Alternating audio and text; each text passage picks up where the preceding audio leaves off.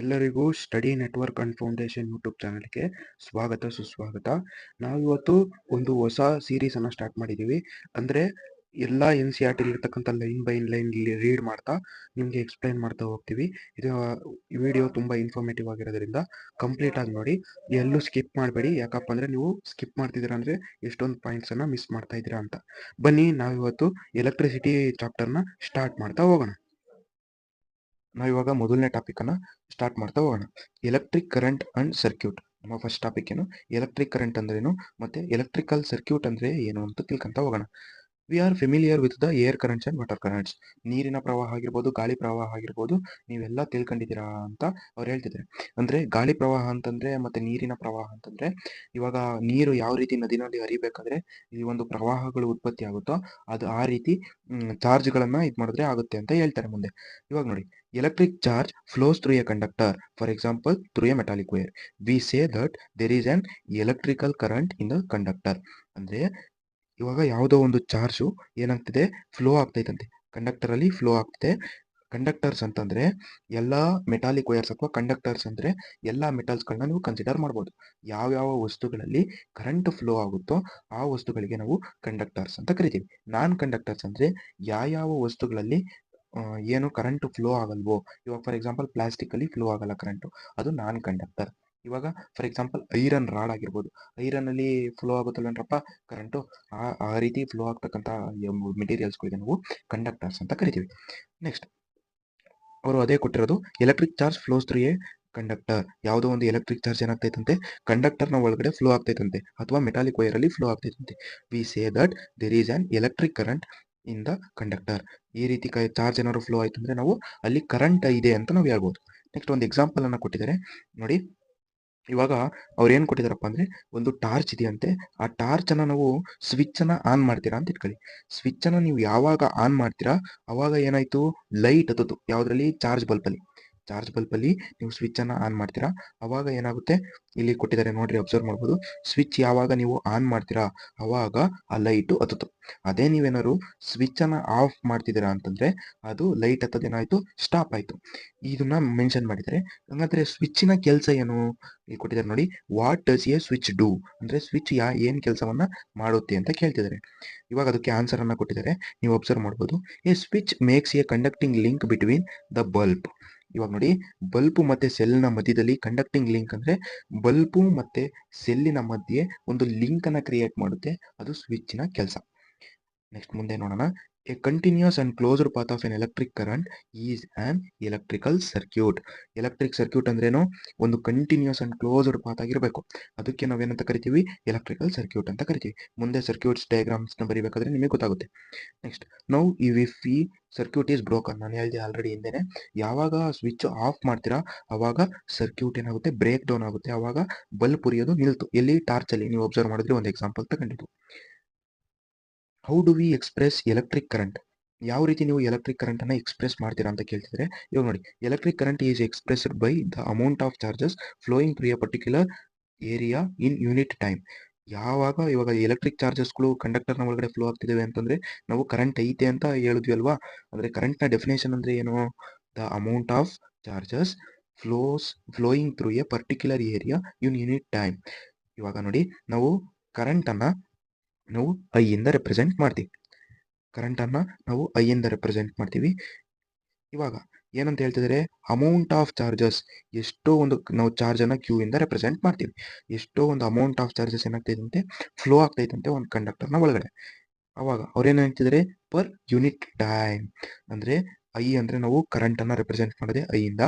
Next Q ಅಂತಂದ್ರೆ ನಾವು electric charge ಅನ್ನ ಕ್ಯೂ ಇಂದ ರೆಪ್ರೆಸೆಂಟ್ ಮಾಡ್ತೀವಿ. ಟಿ ಅಂದ್ರೆ ಟೈಮ್, ಅಂದ್ರೆ rate of flow of charges ಅಂತಾನೂ ಸಹ ನೀವು ಹೇಳ್ಬೋದು. ಯಾವ ರೀತಿ ಇಲ್ಲಿ ಕೊಟ್ಟಿದ್ದಾರೆ ನೋಡಿ. Next amount of charges flowing through A particular area in unit time. In other words, ಅಥವಾ ನೀವು ಈ ಡೆಫಿನೇಷನ್ ಸಹ ಬರೀಬಹುದು. ಯಾವ್ದು ಈ definition, rate of flow of electric charges is called electric current. Current ನ ಡೆಫಿನೇಷನ್ ಗೊತ್ತಾಯ್ತಾ, rate of flow of electric charges. In a circuits using metallic wires, electrons flows constitute the flow of charges. However, electrons were not known at that time when the phenomena of the electricity was first observed. ಯಾವಾಗ first ನಾವು ಎಲೆಕ್ಟ್ರಿಸಿಟಿಯನ್ನು observe ಮಾಡಿದ್ರು ಸೈಂಟಿಸ್ಟ್ಗಳು, ಅವಾಗ electrons ಬಗ್ಗೆ ಅಷ್ಟು information ಗೊತ್ತಿರಲಿಲ್ಲ. Next, so electric current was considered to be a flow of positive charges, and the direction of flow of positive charges was taken to be a direction of electric current. ಇವಾಗ direction of current ಯಾವ direction ಅಲ್ಲಿ move ಆಗುತ್ತೆ ಅನ್ನೋದನ್ನ ತಿಳ್ಕೊಬೇಕಲ್ವಾ, ಅದಕ್ಕೋಸ್ಕರ ನಾನು ಇಲ್ಲೊಂದು ಇದನ್ನ ಬರ್ಕೊಂಡಿದ್ದೀನಿ. ಅದಕ್ಕಿಂತ ಮುಂಚೆ ನೋಡಿ, ಒಂದು ಆಟಮ್ ಅಂತಂದ್ರೆ ಆಟಮ್ ಅಲ್ಲಿ ಏನಿರುತ್ತೆ, ಸೆಂಟರ್ ಅಲ್ಲಿ ನೀವು ಅಬ್ಸರ್ವ್ ಮಾಡ್ಬೋದು ನ್ಯೂಕ್ಲಿಯಸ್ ಪ್ರೆಸೆಂಟ್ ಇರುತ್ತೆ. ನ್ಯೂಕ್ಲಿಯಸ್ನ ಒಳಗಡೆ ನೀವು ಅಬ್ಸರ್ವ್ ಮಾಡ್ತಿದ್ದೀರಾ ಪ್ರೋಟಾನ್ ಮತ್ತೆ ನ್ಯೂಟ್ರಾನ್ ಇರುತ್ತೆ. ಪ್ರೋಟಾನ್ನ ಪಿ ಇಂದ ರೆಪ್ರೆಸೆಂಟ್ ಮಾಡಿದ್ದೀನಿ. Protons R positively charge carriers, ಅಂದ್ರೆ proton positive charge ಒಳಗೊಂಡೈತೆ. Next, neutron ಯಾವುದೇ ರೀತಿ ಚಾರ್ಜ್ ಅನ್ನ ಒಳಗೊಂಡಿಲ್ಲ, ಅದಕ್ಕೆ ನಾನು ಚಾರ್ಜ್ ಅನ್ನ ಮೆನ್ಷನ್ ಮಾಡಿಲ್ಲ. ನೆಕ್ಸ್ಟ್, ಇಲ್ಲಿ ಸುತ್ತ ಇದಾವಲ್ಲ ನ್ಯೂಕ್ಲಿಯಸ್ನ ಸುತ್ತ, ಅವೆಲ್ಲ ಎಲೆಕ್ಟ್ರಾನ್ಸ್ಗಳು, ಅವು ನೆಗೆಟಿವ್ಲಿ ಚಾರ್ಜ್ ಆಗಿರ್ತವೆ. ಅವೇನಾಗಿರ್ತವೆ, ನೆಗೆಟಿವ್ಲಿ ಚಾರ್ಜ್ ಆಗಿರ್ತವೆ. ನೆಕ್ಸ್ಟ್, ಇವಾಗ ಇಲ್ಲಿ ಮುಂದೆ ಹೋಗೋಣ. ಇದು ಯಾವುದೋ ಒಂದು ಕಂಡಕ್ಟರ್ ಅನ್ನ ನಾನು ತಗೊಂಡಿದ್ದೀನಿ. ಇಲ್ಲಿ ಸಿಲಿಂಡರ್ ಟೈಪ್ ಅನಿಸ್ತಿಲ್ಲ, ಇದು ಕಂಡಕ್ಟರ್. ಈ ಕಂಡಕ್ಟರ್ ಅನ್ನ ತಗೊಂಡಿದ್ದೀನಿ ಅಥವಾ ಮೆಟಾಲಿಕ್ ವೈರ್ ಅನ್ನ ತಗೊಂಡಿದ್ದೀನಿ. ಇದರಲ್ಲಿ ಎಲೆಕ್ಟ್ರಾನ್ ನ ಡೈರೆಕ್ಷನ್ ನೀವು ಅಬ್ಸರ್ವ್ ಮಾಡ್ಬೋದು. ಎಲೆಕ್ಟ್ರಾನ್ಸ್ ಅಂದ್ರೆ ನೆಗೆಟಿವ್ಲಿ ಚಾರ್ಜ್ ಪಾರ್ಟಿಕಲ್ಸ್. ಇವು ಯಾವ ಡೈರೆಕ್ಷನ್ ಅಲ್ಲಿ ಹೋಗ್ತಿದ್ದಾವೆ, ಈ ಡೈರೆಕ್ಷನ್ ಅಲ್ಲಿ ಹೋಗ್ತಿದ್ದಾವೆ ಅಂತ ನಾನು ಮೆನ್ಷನ್ ಮಾಡಿದ್ದೀನಿ ಆಲ್ರೆಡಿ. ಈ ಡೈರೆಕ್ಷನ್ ಅಲ್ಲಿ ಹೋಗ್ತಿದ್ದಾವೆ ಅಂದ್ರೆ ಕರೆಂಟ್ ಯಾವ ಡೈರೆಕ್ಷನ್ ಅಲ್ಲಿ ಹೋಗುತ್ತೆ, ನಾವು ಹಿಂದೆ ರೆಪ್ರೆಸೆಂಟ್ ಮಾಡಿದ್ವಲ್ವಾ ಕರೆಂಟ್ ಅನ್ನ, ಆ ಕರೆಂಟು ಎಲೆಕ್ಟ್ರಾನ್ ಯಾವ ಡೈರೆಕ್ಷನ್ ಅಲ್ಲಿ ಹೋಗ್ತಿರುತ್ತೋ ಅದ್ರ ಆಪೋಸಿಟ್ ಡೈರೆಕ್ಷನ್ ಅಲ್ಲಿ ಪಾಸ್ ಆಗುತ್ತೆ. ಅಂದ್ರೆ ನೆಗೆಟಿವ್ಲಿ ಚಾರ್ಜ್ ಪಾರ್ಟಿಕಲ್ಸ್ ಎಲೆಕ್ಟ್ರಾನ್ಸ್ನ ಆಪೋಸಿಟ್ ಡೈರೆಕ್ಷನ್ ಅಲ್ಲಿ ಎಲೆಕ್ಟ್ರಿಕ್ ಕರೆಂಟ್ ಫ್ಲೋ ಆಗುತ್ತೆ. ಅದೇ ರೀತಿ ನೀವು ಅಬ್ಸರ್ವ್ ಮಾಡಿದ್ರೆ, ಇವಾಗ ನೋಡ್ರಿ ಪ್ರೋಟಾನ್ನ ಡೈರೆಕ್ಷನ್ ನೋಡಿ. ಪ್ರೋಟಾನ್ಸ್ ಅಂದ್ರೆ ಪಾಸಿಟಿವ್ಲಿ ಚಾರ್ಜ್ ಪಾರ್ಟಿಕಲ್ಸ್ ಅಥವಾ ಪಾಸಿಟಿವ್ ಚಾರ್ಜಸ್. ಇವು ಈ ಡೈರೆಕ್ಷನ್ ಅಲ್ಲಿ ಹೋಗ್ತಿದ್ದಾವೆ ಅಂತ ಇಟ್ಕೊಳ್ಳಿ, ಅಂದ್ರೆ ರೈಟ್ ಸೈಡಿಗೆ ಹೋಗ್ತಿದ್ದಾವೆ ಅಂತ ನಾವು ಕನ್ಸಿಡರ್ ಮಾಡಿದ್ರೆ ಸೇಮ್ ಅದೇ ಡೈರೆಕ್ಷನ್ ಅಲ್ಲಿ ಕರೆಂಟ್ ಫ್ಲೋ ಆಗುತ್ತೆ. ವ್ಯತ್ಯಾಸವನ್ನು ನೋಡ್ರಿ ಎರಡಕ್ಕೂ. ಎಲೆಕ್ಟ್ರಾನ್ಸ್ಗಳು ಮೂವ್ ಆಗ್ತಿದ್ರೆ ಅದ್ರ ಆಪೋಸಿಟ್ ಡೈರೆಕ್ಷನ್ ಅಲ್ಲಿ ಕರೆಂಟ್ ಫ್ಲೋ ಆಗುತ್ತೆ. ಪ್ರೋಟಾನ್ಸ್ ಯಾವ ಡೈರೆಕ್ಷನ್ ಅಲ್ಲಿ ಫ್ಲೋ ಆಗ್ತಿರ್ತವೋ ಸೇಮ್ ಅದೇ ಡೈರೆಕ್ಷನ್ ಅಲ್ಲಿ ಕರೆಂಟ್ ಸಹ ಫ್ಲೋ ಆಗುತ್ತೆ. Current direction proton direction same ಇರುತ್ತೆ. Electron direction current direction opposite direction ಇರುತ್ತೆ. ಇದು ನೋಡಿ ನಿಮ್ಗೆ ಅರ್ಥ ಆಗಿದೆ ಅಂತ ನಾನು ಭಾವಿಸ್ತೀನಿ. ಇಲ್ಲಿ ಕೆಳಗಡೆ ನೋಡ್ರಿ, ಇಲ್ಲಿ ಅಬ್ಸರ್ವ್ ಮಾಡ್ತಿದ್ದೀರಾ, ಇದಿಷ್ಟರಲ್ಲಿ ಡೈರೆಕ್ಷನ್ ಆಫ್ ಕರೆಂಟ್ ಬಗ್ಗೆ ಎಕ್ಸ್ಪ್ಲೈನ್ ಮಾಡಿದ್ದಾರೆ. ನೆಕ್ಸ್ಟ್, ಇವಾಗ ಮುಂದೆ ಹೋಗೋಣ. If a net charge Q flows across a cross section of conductor in a time, then the current I through the cross section is. ಅಂದ್ರೆ ನೋಡಿ, ಇವಾಗ ನಾನೇನಂತ ಹೇಳಿದೆ, ಕರೆಂಟ್ ಅನ್ನ ನಾವು ಐ ಇಂದ ರೆಪ್ರೆಸೆಂಟ್ ಮಾಡ್ತೀವಿ ಅಂತ ನಿಮ್ಗೆಲ್ರಿಗೂ ಗೊತ್ತಾಯ್ತು. ಅಂದ್ರೆ ಇವಾಗ ಯಾವುದೋ ಒಂದು ಚಾರ್ಜ್, ಇವಾಗ ಫಾರ್ ಎಕ್ಸಾಂಪಲ್ ಐ ಅನ್ನೋ ಒಂದು ಕರೆಂಟ್ನ ಐ ಇಂದ ರೆಪ್ರೆಸೆಂಟ್ ಮಾಡ್ತೀವಿ. ನೆಕ್ಸ್ಟ್, ಒಂದು ಚಾರ್ಜ್ನ ನಾವು ಕ್ಯೂ ಇಂದ ರೆಪ್ರೆಸೆಂಟ್ ಮಾಡ್ತೀವಿ. ಯಾವುದೋ ಒಂದು ಚಾರ್ಜು ಒಂದು ಸರ್ಟೈನ್ ಟೈಮಲ್ಲಿ ಒಂದು ಕಂಡಕ್ಟರ್ನ ಒಳಗಡೆ ಮೂವ್ ಆಗ್ತೈತೆ. ಅವಾಗ ಏನು ಪ್ರೊಡ್ಯೂಸ್ ಆಗ್ತೈತೆ, ನಮಗೆ ಎಲೆಕ್ಟ್ರಿಕ್ ಕರೆಂಟ್ ಪ್ರೊಡ್ಯೂಸ್ ಆಗ್ತೈತೆ. ಅಂದರೆ ಎಲೆಕ್ಟ್ರಿಕ್ ಕರೆಂಟ್ ಕಂಡುಹಿಡಿಯೋಕ್ಕೆ ಫಾರ್ಮುಲಾ ಏನು, ಕ್ಯೂ ಬೈ ಟಿ, ಅಂದರೆ rate of flow of charges. ಅದೇ ಎಲೆಕ್ಟ್ರಿಕ್ ಕರೆಂಟ್ನ definition. Next, S I unit of electric charge is coulomb. ನೀವು ಇಲ್ಲಿ ಅಬ್ಸರ್ವ್ ಮಾಡ್ಬೋದು, ಎಲೆಕ್ಟ್ರಿಕ್ ಚಾರ್ಜ್ನ ಎಸ್ ಐ ಯೂನಿಟ್ ಏನು, ಕೂಲೂಮ್. ಇದನ್ನು ಸಹ ನೀವು ಎಕ್ಸಾಂಪಲ್ ಪರ್ಪಸ್ಗೆ ಇಂಪಾರ್ಟೆಂಟ್ ಆಗಿರುತ್ತೆ. Which is equivalent to the charge contained nearly 6 × 10⁻18 electrons. ಅಂದರೆ ಒಂದು ಕೂಲಮ್ ಆಫ್ ಚಾರ್ಜ್ನಲ್ಲಿ ನೀವು ಅಬ್ಸರ್ವ್ ಮಾಡ್ಬೋದು, 1 ಕೂಲಮ್ ಆಫ್ ಚಾರ್ಜ್ ಅಲ್ಲಿ ಎಷ್ಟು ಎಲೆಕ್ಟ್ರಾನ್ಸ್ಗಳು ಇರ್ತಾವಂತೆ, 6 × 10⁻18 ಅಷ್ಟು ಎಲೆಕ್ಟ್ರಾನ್ಸ್ಗಳು ಪ್ರೆಸೆಂಟ್ ಇರ್ತಾವಂತೆ. ಅಷ್ಟು ಅಮೌಂಟ್ ಆಫ್ ಎಲೆಕ್ಟ್ರಾನ್ಸ್ ಪ್ರೆಸೆಂಟ್ ಇರ್ತಾವಂತೆ. We know that electrons possess a negative charge ಒಳಗೊಂಡಿರ್ತವೆ ಯಾವ ಎಲೆಕ್ಟ್ರಾನ್ಸ್ಗಳು, ನಾನು ಆಲ್ರೆಡಿ ಹಿಂದೆ ಹೇಳಿದೆ. ಇವಾಗ ಒಂದು ಎಲೆಕ್ಟ್ರಾನ್ ಎಷ್ಟು ಕೂಲಮ್ ಆಫ್ ಚಾರ್ಜ್ ಅನ್ನ ಕಂಟೈನ್ ಮಾಡಿರ್ತಪ್ಪ ಅಂದ್ರೆ ಇಲ್ಲಿ ಮೆನ್ಷನ್ ಮಾಡಿದರೆ ನೀವು ಅಬ್ಸರ್ವ್ ಮಾಡ್ಬೋದು, 1.6 × 10⁻−19 ಕೂಲಮ್ ಅಷ್ಟು ಚಾರ್ಜು, ಒಂದೇ ಒಂದು ನೆಗೆಟಿವ್ ಚಾರ್ಜು ಅಷ್ಟು ಕೂಲಮ್ ಅಷ್ಟು ಚಾರ್ಜ್ ಅನ್ನ ಒಳಗೊಂಡೈತೆ. Next, the electric current is expressed by the unit ampere. ಅಂದ್ರೆ ಎಲೆಕ್ಟ್ರಿಕ್ ಕರೆಂಟಿಗೆ ಎಸ್ ಐ ಯೂನಿಟ್ ಏನಾಯ್ತು, ಆಂಪಿಯರ್ ಆಯ್ತು. ಓಕೆನಾ, ಎಲೆಕ್ಟ್ರಿಕ್ ಕರೆಂಟ್ ಅನ್ನ ಎಸ್ ಐ ಯೂನಿಟ್ ಏನು, ಆಂಪಿಯರ್. ನೆಕ್ಸ್ಟ್, ಇವಾಗ ಮುಂದೆ, named after the French scientist Alexander Marie Ampere. ಇವರೊಬ್ರು ಸೈಂಟಿಸ್ಟು, ಇವರು ಎಲೆಕ್ಟ್ರಿಕ್ ಕರೆಂಟ್ ಅನ್ನ ಎಸ್ ಐ ಯೂನಿಟ್ ಅನ್ನ ಕಂಡುಹಿಡಿದವರು ಇವರೇ. ಏನವರು, ಇದು ಎಸ್ ಐ ಯೂನಿಟ್ ಏನು, ಎಲೆಕ್ಟ್ರಿಕ್ ಕರೆಂಟ್ ಆಂಪಿಯರ್. ಅದನ್ನು ನಾವು ಕ್ಯಾಪಿಟಲ್ ಎ ಇಂದ ರೆಪ್ರೆಸೆಂಟ್ ಮಾಡ್ತೀವಿ. Next, 1 ampere is constitute by the flow of 1 coulomb of charge per second. ಇವಾಗ ನೋಡಿ, I is equal to Q by T ಅಂತ ಬರೆದ್ರಿ ಅಲ್ವಾ, ಈ ಕಡೆ ಇಲ್ಲಿ ಬರಿತೀನಿ ನೋಡ್ಕೊಳ್ಳಿ. ಐ ಈಸ್ ಈಕ್ವಲ್ ಟು ನಾವೇನಂತ ಬರೆದ್ವು, ಕ್ಯೂ ಬೈ ಟಿ. ಇವಾಗ ನೋಡಿ, ಕರೆಂಟಿಗೆ ಎಸ್ ಯೂನಿಟ್ ಏನು, ಆಂಪಿಯರ್. ಅದನ್ನ ಕ್ಯಾಪಿಟಲ್ ಎ ಇಂದ ನಾವು ರೆಪ್ರೆಸೆಂಟ್ ಮಾಡ್ತೀವಿ.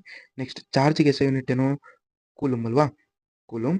ನಾವು ಕರೆಂಟ್ ಅನ್ನ, ಇದು ಟೈಮ್ ಅನ್ನ ನಾವು ಯಾವಾಗಲೂ ಸೆಕೆಂಡ್ಸ್ ಅಲ್ಲಿ ತಗೊಂತ ಇರ್ತೀವಿ. ನೆಕ್ಸ್ಟ್ ಇವಾಗ ಆದರೆ 1 ಆಂಪಿಯರ್ ಅಂದ್ರೇನು?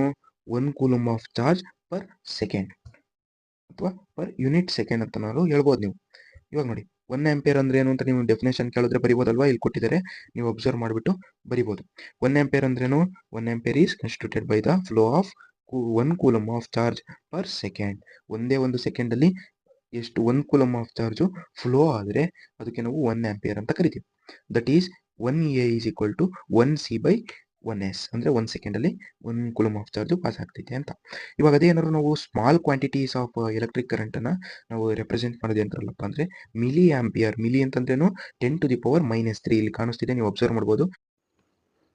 ಇವಾಗ ಇವಾಗ ಮುಂದೆ ಹೋಗೋಣ. Small quantities of current R expressed in milli ampere. ಅಂದರೆ ಮಿಲಿ ಆಂಪಿಯರ್ ಅಂದ್ರೇನು, ಮೈಕ್ರೋ ಆಂಪಿಯರ್ ಅಂದ್ರೇನು ಅಂತ ಫಸ್ಟ್ ತಿಳ್ಕೊಳ್ಳೋಣ. ಇವಾಗ ನೋಡಿ, ಮಿಲಿ ಅಂತಂದರೆ ಇವಾಗ ಸಿಂಪಲ್ಲಾಗಿ ಎಲ್ಲದರಲ್ಲೂ ಮಿಲಿ ಅಂತ ಅಂದರೆ 10⁻³ ನೀವು ಇಲ್ಲಿ ನೋಡ್ತಾ ಇರ್ಬೋದು. ಮಿಲಿ ಅಂದ್ರೇನು? 10⁻³ ಅದೇ ರೀತಿ ಮೈಕ್ರೋ ಅಂತ ಏನಾದ್ರು ಕರೆದ್ರು ಅಂದರೆ ಅದಕ್ಕೆ ನಾವು 10⁻⁻6 ಅಂತ ನಾವು ಹೇಳಬೇಕು. ಮಿಲಿನ ನಾವು ಸ್ಮಾಲ್ ಲೆಟರ್ ಎಮ್ ಇಂದ ರೆಪ್ರೆಸೆಂಟ್ ಮಾಡ್ತೀವಿ. ಅದೇ ಏನಾದ್ರು ಮೈಕ್ರೋನ ನಾವು ಈ ರೀತಿ ಮ್ಯೂ ಇಂದ ರೆಪ್ರೆಸೆಂಟ್ ಮಾಡ್ತೀವಿ. ಬ್ರ್ಯಾಕೆಟ್ ಒಳಗಡೆ ಬರ್ತಿದ್ದೀನಿ, ಮ್ಯೂ ಇಂದ ರೆಪ್ರೆಸೆಂಟ್ ಮಾಡ್ತಾರೆ, ಅದಕ್ಕೆ ಮ್ಯೂ ಅಂತ ಕರೀತಾರೆ. ಮೈಕ್ರೋ ಅಂದರೆ 10⁻⁻6 ಇಷ್ಟು ವ್ಯಾಲ್ಯೂನ ಮೈಕ್ರೋ ಅಂದರೆ ಕರಿತೀವಿ. ಅದೇ ರೀತಿ ಇಲ್ಲಿ ನೋಡಿ, ಸ್ಮಾಲ್ ಕ್ವಾಂಟಿಟೀಸ್ ಆಫ್ ಕರೆಂಟ್ ಅಂದರೆ ಕಡಿಮೆ ಪ್ರಮಾಣದಲ್ಲಿರ್ತಕ್ಕಂಥ ಕರೆಂಟನ್ನು ನಾವು ಯಾವುದರಿಂದ ರೆಪ್ರೆಸೆಂಟ್ ಮಾಡ್ತೀವಿ? ಮಿಲಿ ಆಂಪಿಯರ್ ಅಥವಾ ಮೈಕ್ರೋ ಆಂಪಿಯರ್ಸ್ಗಳನ್ನು ನಾವು ಬಳಸಿ ಮೆಜರ್ ಅನ್ನೋದನ್ನ ಮಾಡ್ತೀವಿ. ಮೈಕ್ರೋ ಆಂಪಿಯರ್ ಅಂದರೆ ಇಲ್ಲಿ ಕೊಟ್ಟಿದ್ದಾರೆ ನೋಡಿ, 1 μA is equal to 10⁻⁻6 ampere ಅಂತ. ಈಗ ಅದೇ ರೀತಿ ಈಗ ಕರೆಂಟನ್ನು ಯಾವುದರಿಂದ ಮೆಜರ್ ಮಾಡ್ತೀವಿ ಅಂತ ನಾವು ನೋಡ್ತಾ ಹೋದರೆ ಆ್ಯಮ್ಮೀಟರಿಂದ ನಾವು ಮೆಜರ್ ಮಾಡ್ತೀವಿ. ಇಲ್ಲಿ ಕೊಟ್ಟಿದ್ದಾರೆ, ಇದೇ ಇಂಪಾರ್ಟೆಂಟು, ಕ್ಲೀನಾಗಿ ನೋಡಿ. ಇಲ್ಲಿ NCERTಯಲ್ಲಿ ಎಲ್ಲಿ ಮೆನ್ಷನ್ ಆಗಿದೆ ಅಂತ. ಆ್ಯಮ್ಮೀಟರ್, ಆ್ಯನ್ ಇನ್ಸ್ಟ್ರೂಮೆಂಟ್ ಕಾಲ್ಡ್ ಆ್ಯಮ್ಮೀಟರ್. ಆ್ಯಮ್ಮೀಟರ್ ಏನು ಮಾಡುತ್ತೆ? Measures electric current in the circuit. ಯಾವುದೋ ಒಂದು ಸರ್ಕ್ಯೂಟಲ್ಲಿ ಎಲೆಕ್ಟ್ರಿಕ್ ಕರೆಂಟು ಎಷ್ಟು ಪಾಸ್ ಆಗ್ತೈತೆ ಅಂತ ಮೆಜರ್ ಮಾಡೋದು ಯಾವುದು? ಆ್ಯಮ್ಮೀಟರ್. ಇದು ಸಖತ್ ಇಂಪಾರ್ಟೆಂಟ್, ಚೆನ್ನಾಗಿ ನೋಡ್ಕೊಳ್ಳಿ ಕ್ಲೀನಾಗಿ. Next, it is always connected in series. ಇಲ್ಲಿ ಕೊಟ್ಟಿದ್ದಾರೆ, ಕ್ಲೀನಾಗಿ ಅಬ್ಸರ್ವ್ ಮಾಡಿ. It is always connected in series. Series ಅಂದ್ರೇನು, ಪ್ಯಾರಲಲ್ ಅಂದ್ರೇನು ಅಂತ ನಾವು ಮುಂದೆ ತಿಳ್ಕೊಂತ ಹೋಗೋಣ. ಇವಾಗ ಫಸ್ಟು ಆ್ಯಮ್ಮೀಟರ್ನ ನಾವು ಯಾವುದ್ರಲ್ಲಿ ಕನೆಕ್ಟ್ ಮಾಡ್ತೀವಿ ಅಂತ ಕೇಳಿದ್ರೆ ಏನಂತ ಹೇಳ್ತೀರಾ? ಸೀರೀಸಲ್ಲಿ ನಾವು ಕನೆಕ್ಟ್ ಮಾಡ್ತೀವಿ. ನೆಕ್ಸ್ಟ್, ಇಲ್ಲೊಂದು ಎಲೆಕ್ಟ್ರಿಕಲ್ ಸರ್ಕ್ಯೂಟ್ ಡಯಾಗ್ರಾಮನ್ನು ಕೊಟ್ಟಿದ್ದಾರೆ, ಸಿಂಪಲ್ ಸರ್ಕ್ಯೂಟು. ಇವಾಗ ಇದನ್ನು ಸಹ ಎಕ್ಸಾಮಲ್ಲಿ ಕೇಳ್ಬೋದು, ಮತ್ತು ಕೆಲವೊಂದು ಇಯರ್ಸ್ಗಳಲ್ಲಿ ಕೇಳಿದ್ದಾರೆ ಸಹ. ಅದಕ್ಕೋಸ್ಕರ ಇವಾಗ ಫಸ್ಟು ಈಗ ಇದನ್ನು ಎಲೆಕ್ಟ್ರಿಕ್ ಸರ್ಕ್ಯೂಟ್ ಅಂತ ಕರಿತೀವಿ. ಇಲ್ಲಿ ನೋಡಿರಿ, ಇವಾಗ ನಾನು ಝೂಮ್ ಮಾಡಿ ನಿಮಗೆ ತೋರಿಸ್ತಾ ಇದ್ದೀನಿ. ಇದೆಯಲ್ಲ, ಇದಕ್ಕೆ ನಾವು ಬ್ಯಾಟ್ರಿ ಅಂತ ಕರಿತೀವಿ. ಇದಿಷ್ಟಕ್ಕೂ ನಾವೇನಂತ ಕರಿತೀವಿ? ಬ್ಯಾಟ್ರಿ ಅಂತ ಕರಿತೀವಿ. ಬ್ಯಾಟ್ರಿಯಲ್ಲಿ 2 ಟರ್ಮಿನಲ್ಸ್ ಇರುತ್ತೆ, ಒಂದು ಪಾಸಿಟಿವ್ ಟರ್ಮಿನಲ್ ಮತ್ತು ಇನ್ನೊಂದು ನೆಗೆಟಿವ್ ಟರ್ಮಿನಲ್. ಇಲ್ಲಿ ಆಲ್ರೆಡಿ ಮೆನ್ಷನ್ ಆಗಿದೆ, ನಿಮಗೆ ಕಾಣಿಸ್ತಿದೆ. ಪಾಸಿಟಿವ್ ಟರ್ಮಿನಲ್ಲಿಂದ, ಇಲ್ಲಿ ಕಾಣಿಸ್ತಿದ್ದಿಲ್ಲ, ಇದು ಪಾಸಿಟಿವ್ ಟರ್ಮಿನಲ್ಲು, ಇದು ಪಾಸಿಟಿವ್ ಟರ್ಮಿನಲ್ಲು. ಈ ಪಾಸಿಟಿವ್ ಟರ್ಮಿನಲಿಂದ ಎಲೆಕ್ಟ್ರಿಕ್ ಕರೆಂಟು ಫ್ಲೋ ಆಗೋಕ್ಕೆ ಸ್ಟಾರ್ಟ್ ಆಗುತ್ತೆ. ಅಂದರೆ ಈ ಡೈರೆಕ್ಷನಲ್ಲಿ ಫ್ಲೋ ಆಗುತ್ತೆ ಎಲೆಕ್ಟ್ರಿಕ್ ಕರೆಂಟು. ಎಲೆಕ್ಟ್ರಿಕ್ ಕರೆಂಟ್ ಇದೇ ಡೈರೆಕ್ಷನಲ್ಲಿ ಫ್ಲೋ ಆಗುತ್ತಲ್ವನ್ರಪ್ಪ. ಅಂದರೆ ನಾವು ಎಲೆಕ್ಟ್ರಿಕ್ ಕರೆಂಟನ್ನು ಏನರಲ್ಲಿ ರೆಪ್ರೆಸೆಂಟ್ ಮಾಡ್ತೀವಿ? ಐಯಿಂದ ರೆಪ್ರೆಸೆಂಟ್ ಮಾಡ್ತೀವಿ. ಇಲ್ಲಿ ಆಲ್ರೆಡಿ ಮೆನ್ಷನ್ ಆಗಿದೆ ನೋಡಿ, ಐಯಿಂದ ರೆಪ್ರೆಸೆಂಟ್ ಮಾಡ್ತೀವಿ. ನೋಡ್ತಾ ಇರ್ಬೋದು, ಪಾಸಿಟಿವ್ ಟರ್ಮಿನಲ್ಲಿಂದ, ಇಲ್ಲಿ ನೋಡಿ, ಪಾಸಿಟಿವ್ ಟರ್ಮಿನಲ್ಲಿಂದ ಎಲೆಕ್ಟ್ರಿಕ್ ಕರೆಂಟ್ ಏನಾಗ್ತೈತೆ? ಫ್ಲೋ ಆಗ್ತೈತೆ. ಪಾಸಿಟಿವ್ ಟು ನೆಗೆಟಿವ್ ಡೈರೆಕ್ಷನಲ್ಲಿ ಫ್ಲೋ ಆಗುತ್ತೆ. ಅದೇ ರೀತಿ ಇಲ್ಲಿ ನೀವು ನೋಡ್ತಾ ಇರ್ಬೋದು, ಇದೇನಪ್ಪ ಅಂತಂದರೆ ಬಲ್ಬ್. ನಾವು ಬಲ್ಬನ್ನು ಈ ರೀತಿ ರೆಪ್ರೆಸೆಂಟ್ ಮಾಡ್ತೀವಿ. ನೆಕ್ಸ್ಟ್, ಇಲ್ಲಿ ನಾವೊಂದು ಎಲೆಕ್ಟ್ರಿಕ್ ಕರೆಂಟನ್ನು ಮೆಜರ್ ಮಾಡೋಕ್ಕೆ ಯಾವ ಡಿವೈಸನ್ನು ಬಳಸ್ತಿದ್ವು? ಆ್ಯಮ್ಮೀಟರನ್ನು ಬಳಸ್ತಾಯಿದ್ವು. ಆ ಆ್ಯಮ್ಮೀಟರನ್ನು ಈ ರೀತಿ ನಾವು ರೆಪ್ರೆಸೆಂಟ್ ಮಾಡ್ತೀವಿ. ನೆಕ್ಸ್ಟ್, ನೀವು ಇಲ್ಲಿ ನೋಡ್ತಾ ಇರ್ಬೋದು, ಇದೇ ಕೀ ಅಥವಾ ಸ್ವಿಚ್ ಅಂತ ನೀವು ಕರಿಬೋದು. ಪ್ಲಗ್ ಕೀ ಅಂತನಾದ್ರು ಕರಿಬೋದು, ಸ್ವಿಚ್ ಅಂತನಾದ್ರು ಕರಿಬೋದು. ಸರಿನಾ? ಈ ರೀತಿ ಸಿಂಪಲ್ಲಾಗಿ ಒಂದು ಸರ್ಕ್ಯೂಟನ್ನು ಕೊಟ್ಟಿದ್ದಾರೆ, ನೋಡ್ಕೊಳ್ಳಿ. Thank you. ನೆಕ್ಸ್ಟ್ ವಿಡಿಯೋದಲ್ಲಿ ನಾವು ಮುಂದಿನ ಟಾಪಿಕ್ಸ್ಗಳನ್ನು ಕವರ್ ಮಾಡ್ತಾ ಹೋಗೋಣ.